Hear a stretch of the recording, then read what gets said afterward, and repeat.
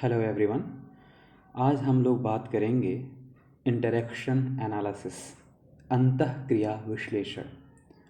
शैक्षिक तकनीकी का यह एक बहुत ही महत्वपूर्ण विषय है। इसके बारे में हम लोग बात करेंगे। इससे पहले हम लोगों ने हार्डवेयर के बारे में बात किया था, सॉफ्टवेयर के बारे में बात किया था, लेकिन इसके अंतर्गत अर्थात इंटरेक्शन एनालिसिस के अंतर्गत हम शिक्षक के व्यवहार की बात करते हैं। शिक्षक का व्यवहार, तो सबसे पहले यही हम समझते हैं कि शिक्षक व्यवहार क्या है, इससे क्या तात्पर्य है। वो राइन्स महोदय ने कहा है, teacher behaviour may be defined as the behaviour और activities of persons as they go about doing whatever is required of teachers, particularly those activities which are concerned with the guidance or direction of the learning of others।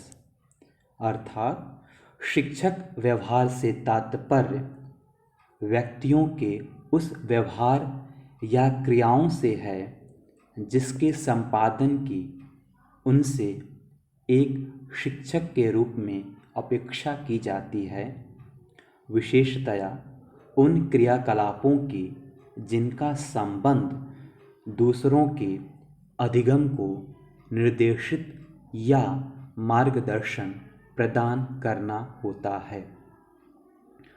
ये परिभाषा हो गया शिक्षक व्यवहार का।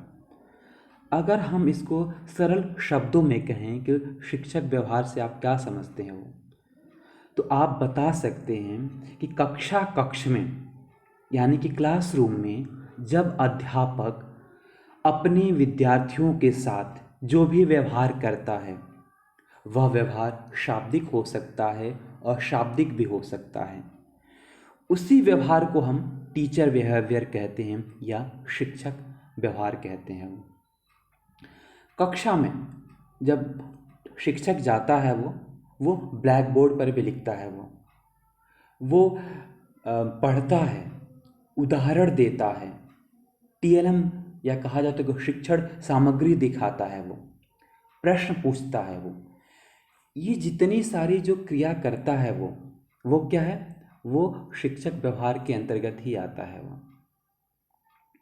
अर्थात शिक्षक का लेखन कार्य, प्रदर्शन करना, प्रशंसा करना,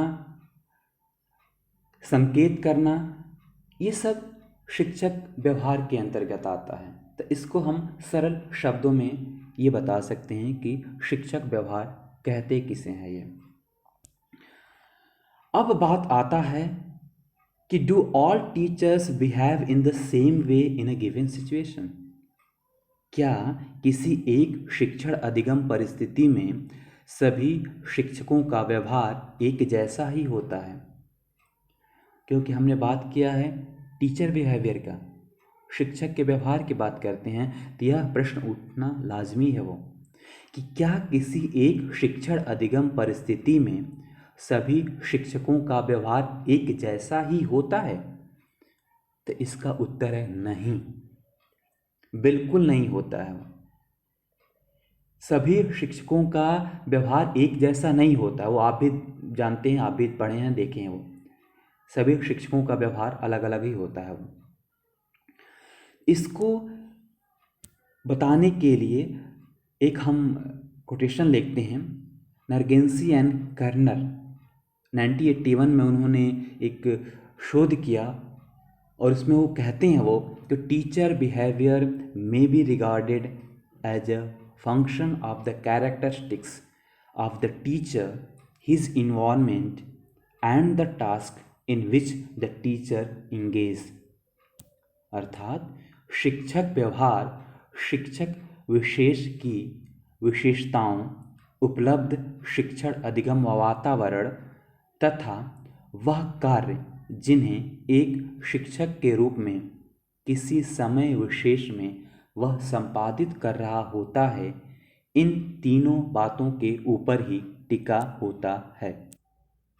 तो हम इनकी परिभाषा को देखें तो दो बात बहुत ही स्पष्ट रूप से उभर कर आता है। वो पहला बात यह है कि टीचर का बिहेवियर उसके इंडिविजुअल कैरेक्टर, यानी कह रहा है जो परिभाषा आपका कहता है वो कि कैरेक्टरिस्टिक्स ऑफ द टीचर, अर्थात जो शिक्षक का जो व्यक्तित्व है, जो पर्सनालिटी है, यानी कि जो इंडिविजुअल कैरेक्टरिस्टिक्स है उसका, वो हम जानते हैं कि सबकी व्यक्तित्व या सबका पर्सनालिटी अलग अलग होता है वो। तो उसी प्रकार से ये जो महोदय कह रहे हैं कि कैरेक्टरिस्टिक्स ऑफ द टीचर, यानी कि शिक्षक का विशेषता, यानी उसकी क्या पर्सनालिटी है, और दूसरा कि इन्वायरमेंट, जिस इन्वायरमेंट में वो काम कर रहा है वो, यानी कि वो जो टीचिंग का जो माहौल है, जो विद्यालय का माहौल है, जो कक्ष का माहौल है, उसमें वो कार्य कर रहा है वो। तो कह रहे हैं कि शिक्षक का व्यवहार इन्हीं दो पर निर्भर करता है। वो कैरेक्टरिस्टिक्स यानी कि जो टीचर के जो व्यक्तित्व है, वो हर टीचर का व्यक्तित्व अलग होता है। वो कोई टीचर आप देखते होंगे बड़े नर्म स्वभाव का होता है वो, कोई टीचर थोड़े गुस्से के स्वभाव के होते हैं वो। यानी कहने का तात्पर्य कि सबका जो विशेषता होता है, जो उनके व्यक्तित्व होता है, वो अलग अलग होता है वो। तो अलग होगा तो व्यवहार भी उसका अलग हो जाएगा वो। और दूसरी बात है कि वो कह रहा है कि इन्वायरमेंट में किस माहौल में है वो।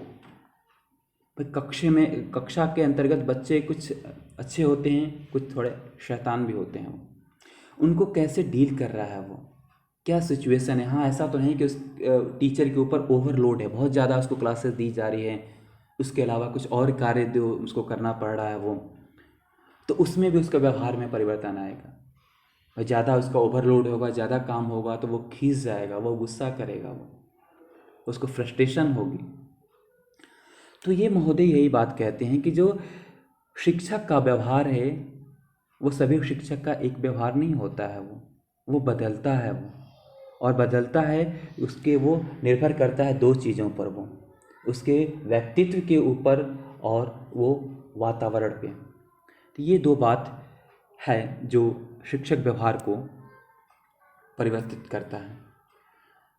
अब हम बात करते हैं मॉडिफिकेशन ऑफ टीचर बिहेवियर की, यानी कि हम टीचर के व्यवहार को, शिक्षक व्यवहार को कैसे हम परिवर्तित करें, कैसे हम इसको मॉडिफाई करें। वो क्यों हम मॉडिफिकेशन की बात क्यों कर रहे हैं? क्योंकि अगर कुछ उसमें कमियां हो, उसको दूर किया जा सके वो, तो मॉडिफिकेशन एक प्रोसेस है, वो चलता रहता है। सभी शिक्षक के जीवन में वो प्रोसेस चलता रहता है वो। तो मंगल ने कहा है, मॉडिफिकेशन को डिफाइन किया हुआ है कि the term modification of teacher behaviour essentially stand for the attempts और modification in the existing entry behaviour of a teacher for helping him to attain the level of the desired terminal behavior in order to exercise his professional duties as effectively as possible।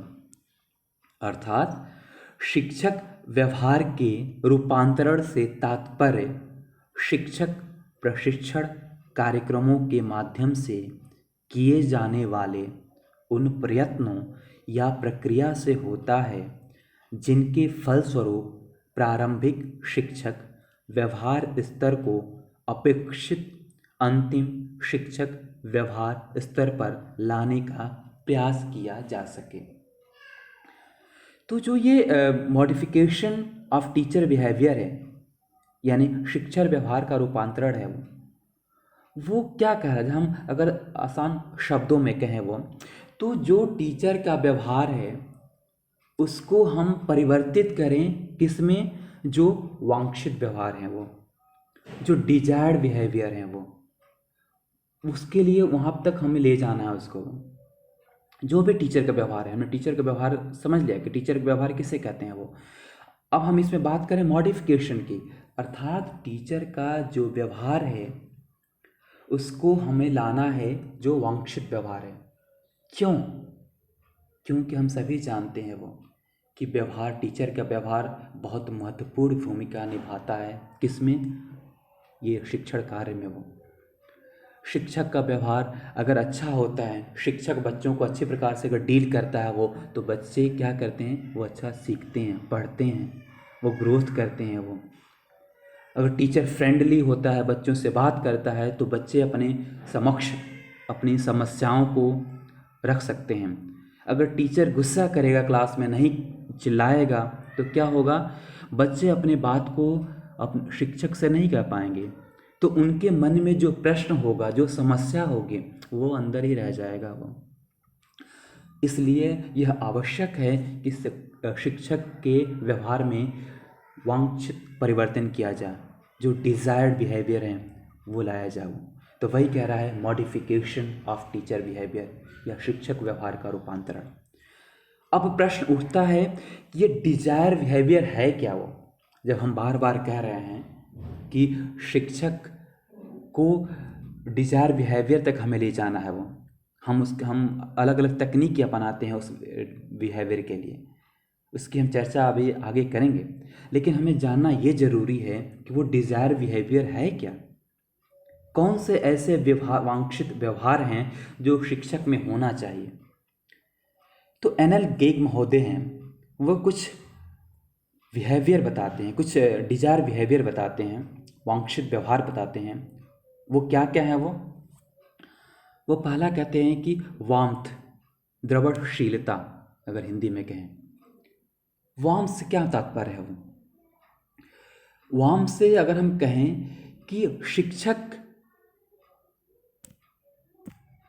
जब विद्यार्थियों को emotional support देता है, वो उनके तरफ एक positive attitude रखता है, वो सिंपैथी रखता है, तो वो कहलाता है वार्मथ।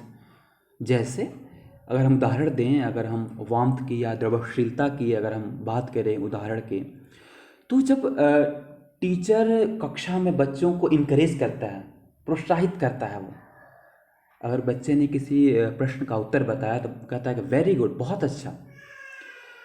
अगर बच्चे बहुत ज़्यादा टेंशन में हैं, उनको चीज़ें समझ में नहीं आ रही, बहुत ज़्यादा प्रेशर लग रहा है, कोई मैथ्स का प्रश्न है, या जनरली हम देखते हैं कि मैथ्स बच्चों को ज़्यादा कठिन लगता है, वो तो टीचर क्या कराता है कि हाँ थोड़ा सा कोई उसको हल्का करने के कोई जोक कर देता है, तो वो एक तरीका हो गया। वो बच्चों के बिहेवियर को, बच्चों के व्यवहार को वो समझता है। वो यानी कक्षा में सब एक जैसे बच्चे नहीं होते हैं, वो भाई कोई शैतान होगा तो कोई बहुत अच्छा भी होगा, वो तो वो सबको एक साथ लेकर चलता है और सबको समझता है। वो तो वो कह रहा है कि वार्मथ, तो कह रहा है कि डिजायरेबल बिहेवियर में ये एक होना चाहिए कि वार्मथ होना चाहिए, द्रवशीलता होना चाहिए। वो दूसरा डिजायरेबल बिहेवियर बताते हैं, वांछित व्यवहार जो बता रहे हैं, वो कहते हैं कॉग्निटिव ऑर्गेनाइजेशन, संज्ञानात्मक संगठन।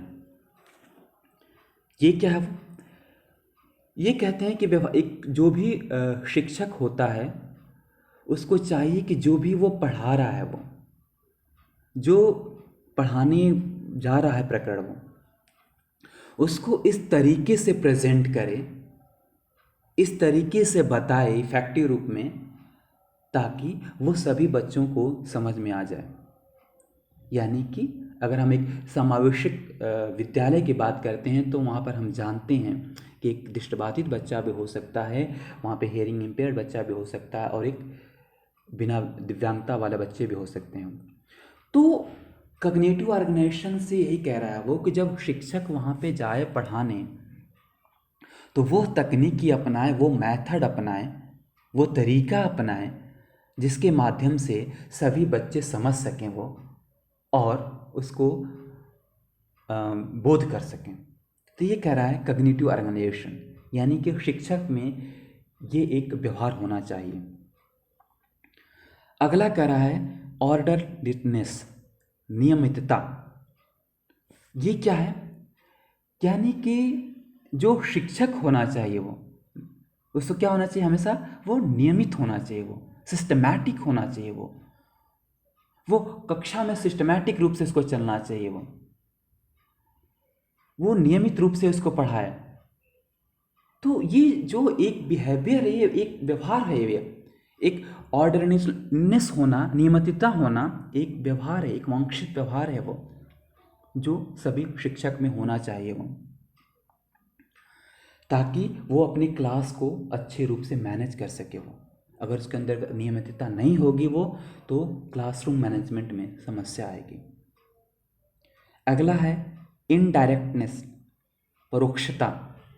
एक व्यवहार, वांछित व्यवहार यह है। ये क्या कहता है वो? ये कहता है कि शिक्षक में वह गुण होना चाहिए या वह व्यवहार होना चाहिए जिसके माध्यम से वह विद्यार्थियों को मौका दे या अवसर दे कि समस्या को सॉल्व, या जो भी समस्या है उसको हल करने का वो प्रयास करें। यानी कि शिक्षक का कार्य केवल यह नहीं है कि कक्षा में गए केवल व्याख्यान दे दिए वो कह रहा है कि शिक्षक का यह आवश्यक व्यवहार है, डिजायरेबल बिहेवियर है वो परोक्षता। यानी कि वह विद्यार्थियों को यह अवसर दे कि जो समस्या आ रही है उसको कैसे हल किया जा सके वो। तो जो हम प्लेवे मेथड का प्रयोग करते हैं, प्रोजेक्ट मेथड का प्रयोग करते हैं, वो बेसिकली इसी के अंतर्गत है वो। हम प्लेवे मेथड, प्रोजेक्ट मेथड के द्वारा बच्चों को क्यों पढ़ाते हैं वो? ताकि बच्चे जो हैं वो जो भी समस्या उसमें आए उसको अपने आप हल करने का प्रयास करें। और क्या बिहेवियर बता रहे हैं वो? Ability to solve instructional problem, निर्देशात्मक समस्याओं को हल करने की योग्यता। ये शिक्षक का एक वांछित बिहेवियर है, वो होना चाहिए। क्योंकि आप जानते हैं कि कक्षा क्या है वो उसमें विभिन्न प्रकार के बच्चे होते हैं, वो सभी एक दूसरे से अलग होते हैं वो। तो वहाँ कुछ भी समस्या आ सकती है वो। हम ऐसा नहीं मान के चलते हैं कि हम पाठ पढ़ाने जाएंगे तो हम कक्षा में जाएंगे और सीधे पढ़ा कर चले आएंगे। हो सकता है कुछ समस्याएं उत्पन्न हो जाए, कोई बच्चे ऐसे प्रश्न पूछें जिसमें आपको कुछ अजीब लगे। तो वो कह रहा है कि जो भी समस्या है उसको हल करने की योग्यता वो शिक्षक में होनी चाहिए। वो समस्या चाहे उसके विषय से संबंधित हो या विषय से इतर हो, जो भी कक्षा कक्ष में समस्या आ जाए उसको हल करने की उसमें योग्यता उस शिक्षक में होनी चाहिए। और एक और बिहेवियर बताते हैं जो सबसे महत्वपूर्ण है, वो कि कंट्रोल ओवर द कंटेंट, विषय वस्तु पर पकड़। अगर शिक्षक जो है कक्षा में जा रहा पढ़ाने और जो विषय पढ़ाने जा रहा है, जो प्रकरण पढ़ाने जा रहा है, अगर उसके बारे में उसको ज्ञान नहीं है, उस पर पकड़ नहीं है वो, तो फिर वो बच्चे उसको इनफिशियंसी मानने लगते हैं, उसका मजाक उड़ाने लगते हैं कि हाँ सर को तो पता ही नहीं है, आते हैं बस ऐसे ही चले जाते हैं। तो वो सबसे ज़रूरी है कि आपके विषय वस्तु पर पकड़, यानी जो आप पढ़ाने जा रहे हों उसको आप बहुत अच्छी तरह से पढ़ कर समझ कर जाएं कक्षा में। तो ये इसका एक डिजायरेबल बिहेवियर है। अब हम बात करते हैं कुछ टेक्निक्स की, कि कौन कौन से टेक्निक्स अपनाया जाए ताकि जो शिक्षक है उसको हम इस डिजायरेबल बिहेवियर तक हम पहुंचा सकें। तो उसको हम कहते हैं टेक्निक्स फॉर द मॉडिफिकेशन।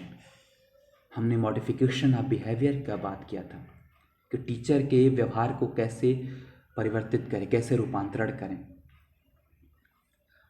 तो हम टेक्निक की बात करते हैं, किस टेक्निक के माध्यम से करें वो।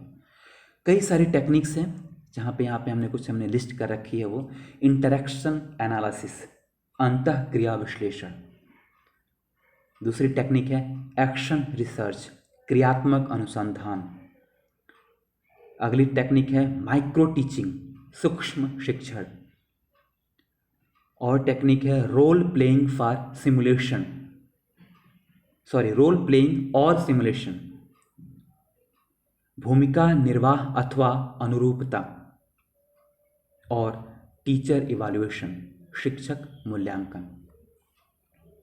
ये टेक्निक है मॉडिफिकेशन की, टीचर बिहेवियर के मॉडिफिकेशन की, ताकि वो उसको हम डिजायरेबल बिहेवियर तक ले जा सकें। तो हम इसमें बात करेंगे केवल पहला इंटरेक्शन एनालिसिस का। बाकी का भी हम बात नहीं करेंगे क्योंकि फिर हमारे वो प्रकरण से अलग हो जाएगा।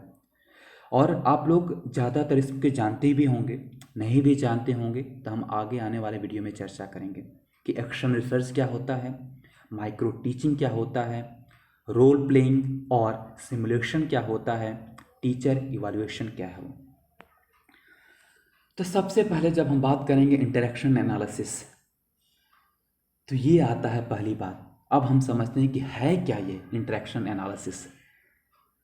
Interaction analysis refers to a technique consisting of objective and systematic observation of the classroom events for the study of the teacher's behavior and the process of interaction going inside the classroom।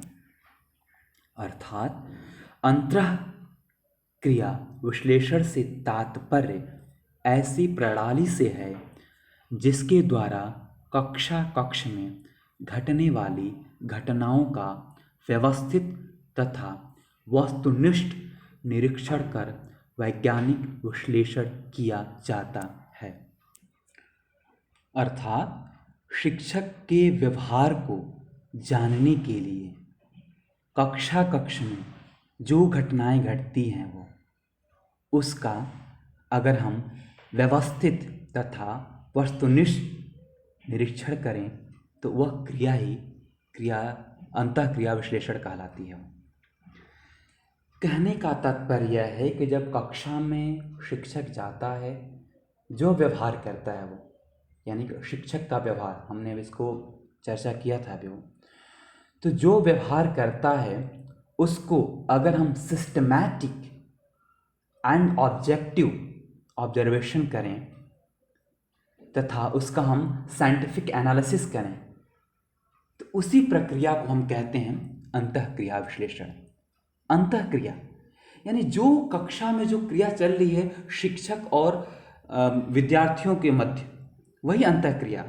तो उसी का विश्लेषण, तो उसका विश्लेषण हम कैसे करते हैं वो, तो उसका विश्लेषण करने के लिए जब हम व्यवस्थित तथा वस्तुनिष्ठ निरीक्षण यानी कि सिस्टमैटिक एंड ऑब्जेक्टिव ऑब्जर्वेशन के द्वारा साइंटिफिक एनालिसिस करते हैं तो उसको ही हम कहते हैं अंतःक्रिया विश्लेषण या इंटरएक्शन एनालिसिस।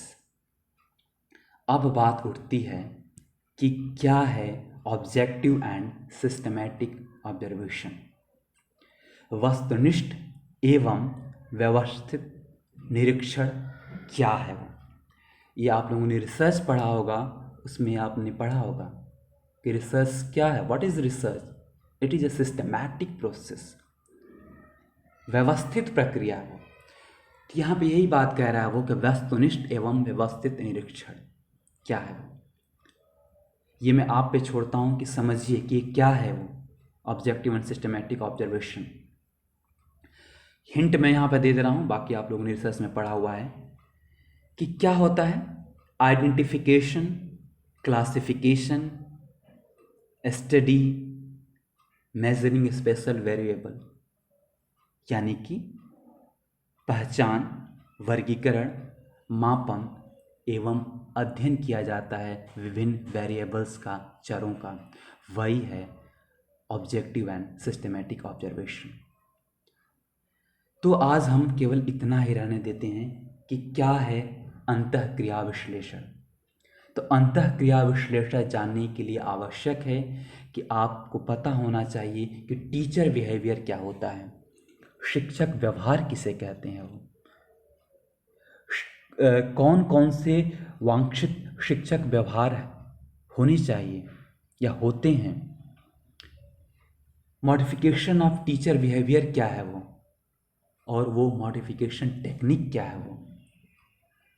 और उन्हीं टेक्निक में एक टेक्निक है इंटरेक्शन एनालिसिस। हमने पढ़ा कि क्या है अंतःक्रिया विश्लेषण।